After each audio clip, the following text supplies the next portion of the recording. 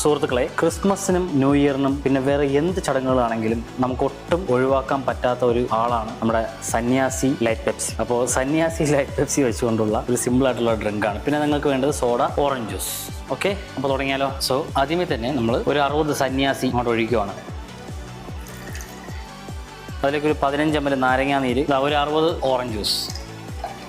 പിന്നെ ഇതിലേക്ക് ഒരു ചെറിയൊരു ട്വിസ്റ്റിന് വേണ്ടിയിട്ട് കറുവപ്പട്ടയുടെ പൊടി ഒരല്പം, ഓവറായിട്ടിടില്ലേ, ഒരല്പം ഇങ്ങനെ തട്ടി കൊടുക്കുക. ഒരു സ്പൂൺ എടുത്തിട്ട് ഈ ഒരു മിശ്രിതം നല്ലോണം ഇളക്കുക.